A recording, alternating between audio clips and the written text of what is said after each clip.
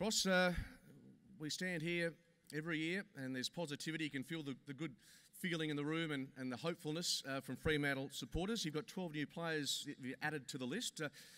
Tell us about what they bring and what this squad's looking like. Well, we should be positive and we should be really optimistic. The 12 new players in, the obvious metric, the third oldest list, everyone wants to throw that at you, and down to about the 10th youngest now. So, but fundamentally what they've brought, look, early access to draft picks, and I acknowledge Lockie Weller was fantastic for us, but in the end Lockie wanted family support and it gave us an opportunity to have pick 2 and 5, which is pretty special draft picks, and we brought in some special young men, in particular Andrew and Adam Chera, but the whole group, without naming them all, have brought a real vibrancy and enthusiasm. And typically when young draftees come in, everything's new and shiny, and there's a lot of distractions in Perth. The beaches are pretty special in the weather, but they've come in with a singular focus to have AFL careers across the board, and they're making a real impact. And I think I caught a headline just on might have been on our website, because we do provide the best content, Steve, where Lockie Neal just said how the youth are inspiring him, but that includes Langdon and Blakely. So yeah, we're really optimistic. We're 2 drafts into transitioning the list. There's been some hard decisions over the last couple of years and some great servants and warriors for us that we've had to move on that have still got good football. So, but 2 drafts, the second draft yet to play. It's really exciting times for us, and we're on a journey and we're working really hard. Nobody takes pre-season form overly seriously, no less yourself, given there's not a premiership point to be garnered, but the JLT performances have been noteworthy. Well, they count.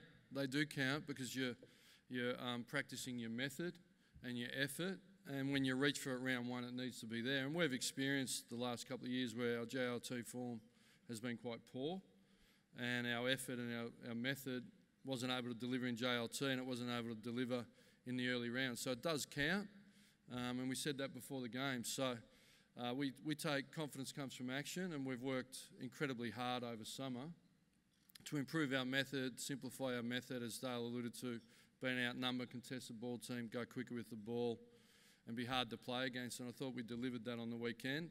And we go to round 1. We know there's challenges, but it does count, and we're really pleased.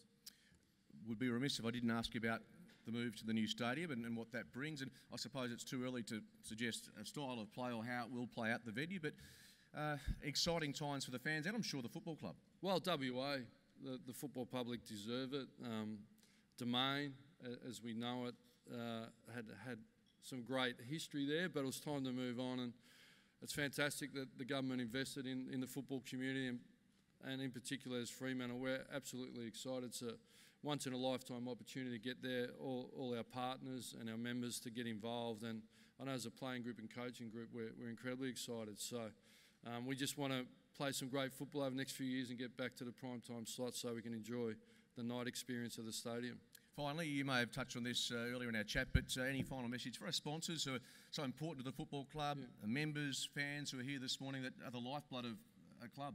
Well, I've touched base on it, and it really is, as Uncle Richard Wally spoke about, like sharing stories. So the only way you can share stories down the track is you get on board in the journey, and we have committed to a strategic plan of delivering a premiership to the club.